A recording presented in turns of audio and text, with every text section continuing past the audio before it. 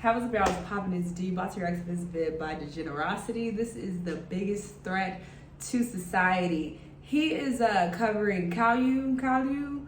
I've heard of this little boy, this little cartoon a couple times. I feel like the first time I heard about him is when Berleezy made like a video about him. What were his videos called? Roast? Yeah, it was like one of his roast videos. And I'm like, why don't people like this little bald head little cartoon character? But yeah, we're gonna get more insight of this little boy and why he's a menace. Let's watch. One man allegedly went too far when he was told his Little Caesars pizza was not hot and ready. Pulling an AK-47. He's a monster. I know you lying. He's not a human being. He's a monster. Drug addict, a psychopath, Killer. and I hate it so much. I hate it. I said wanted. Dead or alive. Overnight, growing national unrest. What we going on in Miami, bro? They need to stop him.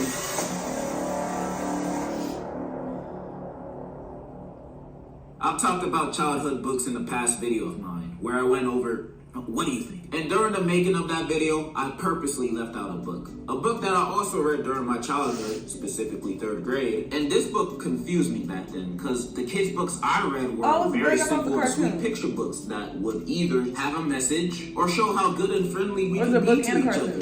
But only in their universe. That can't exist in ours. And unlike any of those, this book didn't display any of that. Instead, it shows something else. Someone sinister. A person that doesn't kneel to any rules. That book was no David. The main character, David, was a force to be reckoned with. In fact, there is no reckoning. He's an unmovable object. The villain of villains. The evilest evil. Imagine Homelander. There you go. And you might be asking me, my God, he looks 6. How is he that bad? And 2 questions like that is why I hate people who judge books by its cover.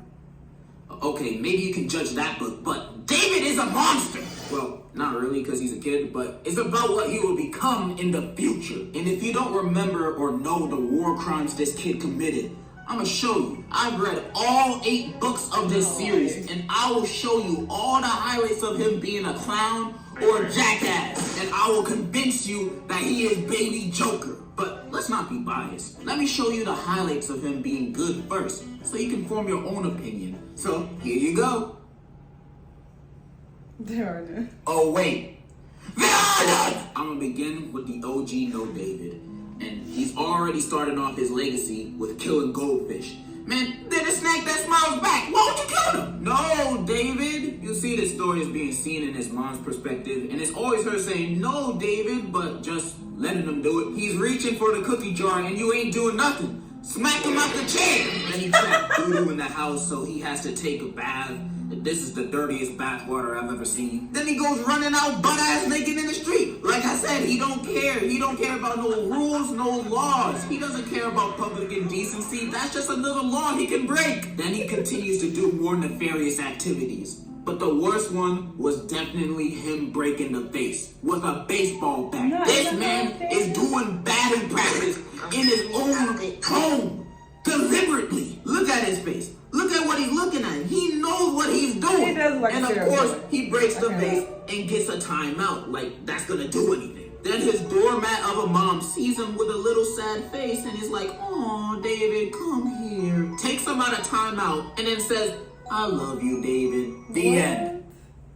What? That's it? That's all you're gonna do? He wasn't even punished. He really believed those crocodile tears. He's faking it. He ain't sad because he broke the vase. He's sad that he got caught and got in trouble. He ain't sorry. This dude intentionally broke the vase with murder on his mind. And what the mom does is shrugs it off and hugs him. His narration is A1. Yes, that's the only way his evil behind's gonna learn. But you rewarded him with your love and affection? After he broke your great-grandma's vase and her ashes were in there too? It's crazy, man. I know when David is in high school, he gonna be treating his mom like those memes of when you visit your white friend's house. Then the felon continues. In the next book, David gets in trouble. Does he now? Big shock! It's about damn time. We start the book off with this page. I I didn't mean to. You're riding a skateboard in your house. What you think was gonna happen? Plus you got that big smile on your face. You meant it. It was an accident. Bruh, this is the first 2 pages, and I'm already calling the police on him. I couldn't deal with this kid. This man belongs in juvie. He ain't normal. And then you have this dude walking to school in his undies. This boy just wants problems. And all the kids are laughing because he's the class clown. David, just be glad you're in elementary school. Because in elementary, everybody will be laughing with you for wearing your undies to school. While in high school, if you did that, everybody's gonna make fun of you and bully you for being a clown. Which you deserve. Then we go to class, and he's already starting something. My dog ate my homework. And the side kid's laughing like... But the girl ain't having none of David's jokes. She giving him the side eye like... This nigga lying. No dog ate his homework. But the thing is, David wasn't lying. Because if you look out the window, the dog is there eating his homework. Unbelievable. That's probably the first time he ever told the truth in his life. So you know what David does as revenge to the dog eating his homework? Well, a few pages later, this nigga gone eating the dog food in front of the dog. What a menace. Even the worst villain wouldn't do something so bad. So despicable. Even the dog looking at him like, why would you do this? And you know what David said? I was hungry.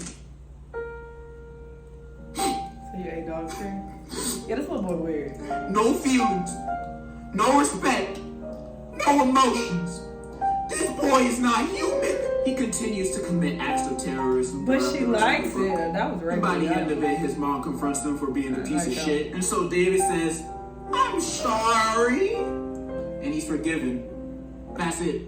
That's all. That's the end of the book. You know, I'm noticing a pattern here. I'm noticing that no matter what this kid does, he always gets the long end of the stick. He always wins. Even when he's wrong, he wins. He's the greatest supervillain of all time. And he's like this in every book. Like, here's him cutting the lime. Who do you think he is? Here's him spelling his name with doo-doo in the snow. What's wrong with you? And cursing in front of his mom? Kids aren't supposed to be cursing, dumbass. And then he says, well, Dad says it. Well, I might not know your daddy, but I don't think you should be repeating the words he says. And in almost all 8 books, he keeps up this behavior with no change. So it ain't even worth going over each book. I'm showing you what he does in each book right now in the screen. He doesn't change. This kid is a criminal, a lawbreaker, a swindler, a rogue good-for-nothing baddie. What? And what does he get for it?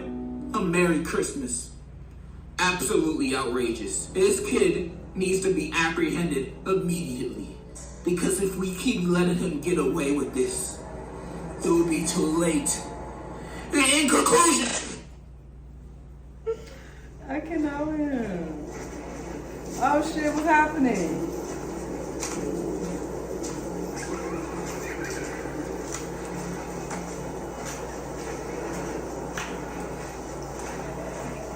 David!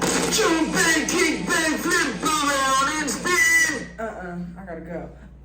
Not me thinking this was fucking Kalu. Am I even saying that right? I might not even be saying that right. It might be Kalu. Kalu?